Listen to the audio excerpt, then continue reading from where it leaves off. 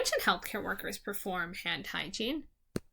Option A says, before touching a patient and after glove removal only.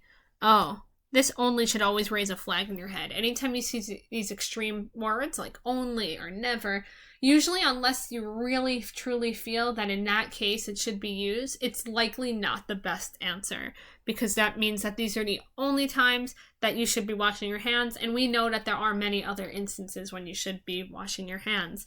So we should eliminate option A. Option B says before and after patient contact, okay? But only if gloves are not worn. And no, regardless of whether you wear gloves or not, you should always be washing your hands before and after entering your patient's room. So we can eliminate option B.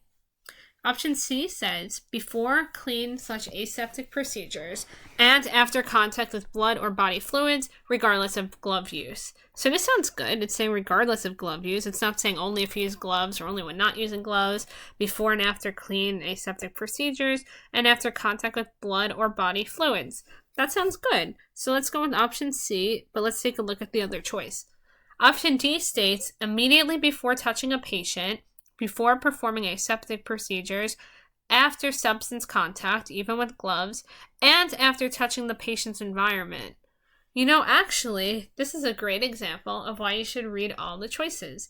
Let's remove option C, because option D has all of those options that are in option C, but there's more choices. It's stating immediately before touching a patient, which is correct, before performing aseptic procedures, which is correct, and then there's more things here.